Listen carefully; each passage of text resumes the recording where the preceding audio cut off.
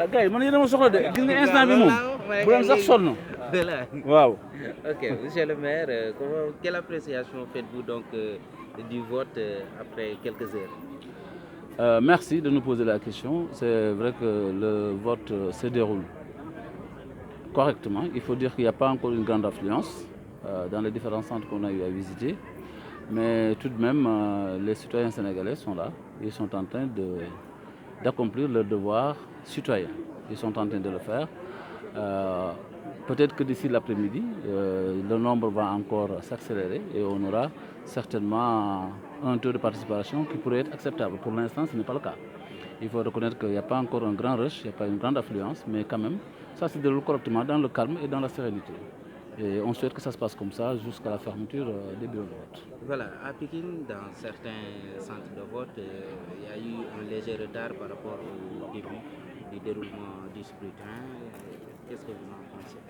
Oui, vous savez que c'est presque à chaque fois comme ça. Il ne peut pas manquer des fois qu'on ait quelques petites difficultés de démarrage. Mais l'essentiel, c'est que tout rentre dans l'ordre et que finalement, un peu partout, que les gens puissent accomplir correctement leur devoir citoyen. Et c'est ce qu'ils sont en train de faire. Il faut dire aussi qu'on a noté quelques petits manquements sur des omissions, particulièrement sur des cas de transfert.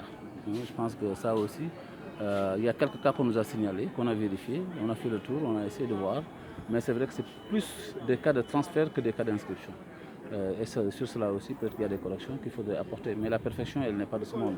Ça veut dire que sur chaque travail d'humain, il peut y avoir une partie, une parcelle, un pourcentage d'erreurs, d'omissions qu'il faudrait pouvoir comprendre et corriger ultérieurement.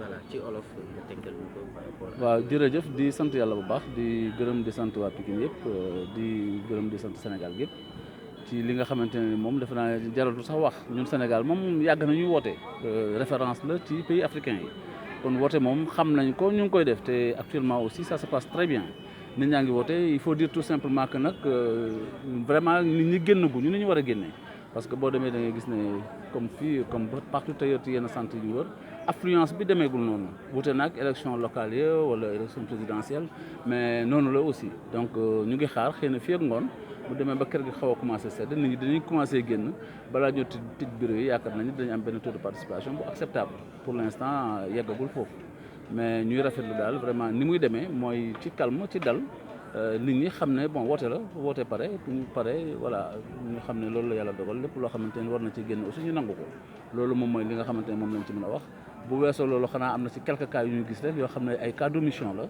ci ñoo xamante ne dañ leen transféré woon ñu jógee ci centre bii dem ci beneen centre et ces cas de transfert là dañu yor seen carte après duñu gis vraiment seen nom ci fichier bi waaye nag liggéeyu doomu aadama moo dul liggéeyu yàlla rek mooy def loo xamante ne doo am loo ciy wax nit moom saa yu defee mën na ànd ak njuumte jumte gi nag bu dee dose bi pourcentage bi tolluwul fenn fi war nañ ko mën a nangu jéggale et puis nag ñu corriger ko je pense que loolu rek laa mën a wax ci pour l'instant fii ñu toll nii en tout cas loolu la ñu constaté yéexaay bi aussi c'est vrai mais yéexaay bi bettul kenn parce que 47 listes quand même su waree am xam nga ne moos woote gi du mën a gaawee noonu même su fekkente ne nit ñaa ngi jël ay dispositions particulières boo wax ne nañ ko yemale ci 5 mais quand même il faut dire que ba tey yéex na tuuti mais quand même mu ngi dem heureusement sax bi ñu ñëwee ba ne léegi nañ ko def juróom parce que bu ñu ko bàyyi woon nag mu nekk ñeent fukk ak juróom-ñaar kon defe naa ne bu benn nit duggee balaa moo génnaat il faudra 10 minutes je pense que heureusement que ce choix aussi il faut le reconnaître nekk na xalaat bu rafet ñu ci féliciter ñi nga xamante ne dem nañu ba manqué ko ci ñoom ñëpp d'accord ci parce que loolu dafay gën a tax aussi ñu mën a voter correctement tout en respectant